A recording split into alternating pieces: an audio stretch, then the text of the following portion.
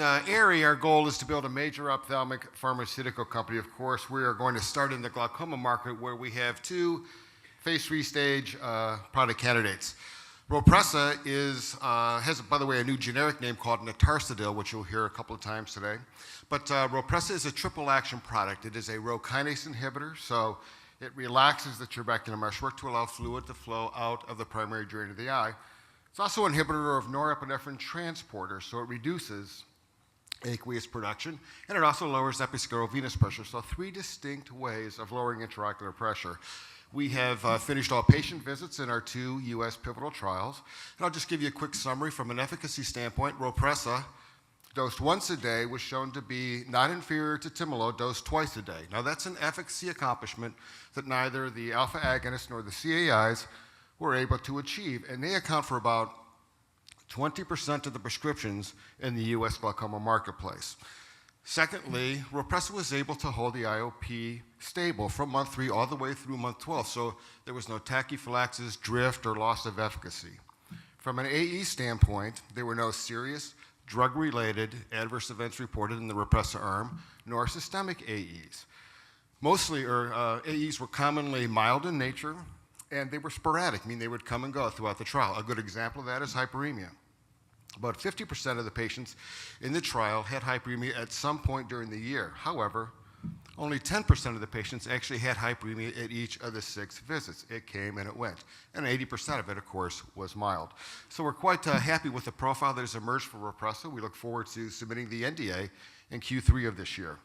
Rocklatan is our fixed-dose combination product that combines Rhopressa with latanoprost. The results of our phase 2 trial showed Rhopressa to be a very, very effective, a highly effective IOP-lowering agent, perhaps the most effective that would be on the market, assuming that we can replicate this in our phase 3 trials. We have 2 phase 3 trials ongoing now. The first of the trials, we actually announced this morning, is already fully enrolled. We look forward to releasing our top-line results in Q3 of this year. So we're quite excited about the progress we've been able to make in the clinic with our products, but we're also very excited about our preclinical information. I'll spend the rest of the time talking about this now. First off, I'll talk about Notarsadil as a potential disease-modifying agent in glaucoma, and secondly, I'll talk about a new retinal product that we hope to have. So in this first experiment, deals with Notarsadil. It was done in Dr. Rao's office, or labs at Duke. And what he did, he wanted to find out if Notarsadil has antifibrotic activity in the human trabecular meshwork cells. So he took human cultured trabecular meshwork cells, that's the column on the left, and to that he added TGF-beta, which is a pro-fibrotic cytokine found in elevated amounts in the aqueous humor of glaucoma patients. And that was used to express pro-fibrotic markers, and certainly that's what happened. That's the color that you see in the middle. Then he added Notarsadil, and you could see what happened. The pro-fibrotic markers were turned off. They were blocked. They were inhibited, meaning the fibrosis activity was halted.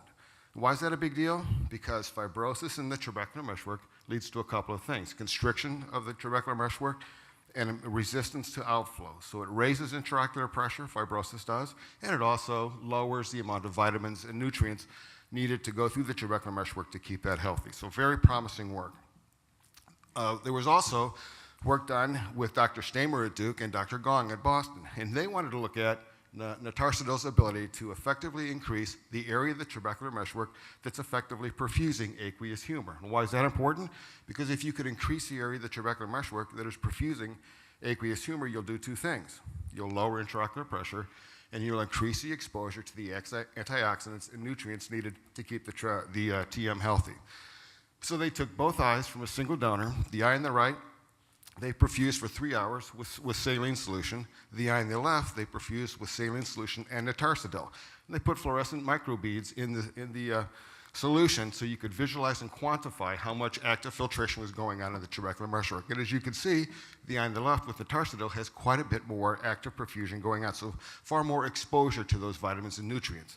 The chart on the right quantifies that, and you get twice the amount of active filtration going on in the Notarsadil group. Now to show you what happens inside the eye, this is a cross-section using OCT of those eyes. The eye in the top has a very compressed and condensed trabecular meshwork, meaning resistance to outflow would be very difficult in that eye, or much more challenging, meaning pressure would be higher.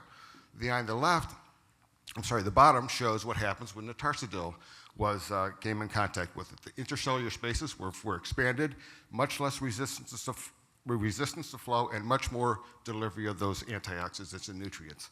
So you can just tell by those two experiments how the nature of glaucoma discussions might be changing in the years to come. Now I'll end with a quick description of our potential AMD drug. Now this is 13154. It's a multi-kinase inhibitor. It inhibits Rho kinase. It also inhibits Janus2 and PDF-beta receptor. We took this into an AMD model using neovascularization in rats. We took 3 concentrations of 13154 and Eylea, and we looked for a reduction in lesion sizes commonly done. As you can see, 13154 and Eylea both produced a statistically different a reduction in lesion size, with actually 13154 being a little bit favorable to Eylea and what they were able to accomplish. So we're quite excited about bringing this out to the retina community in the years to come. You'll be able to see what our timelines are if you go to our website, and I'll leave you with that. And so, again, thank you for your attention, and I'll talk to you all soon.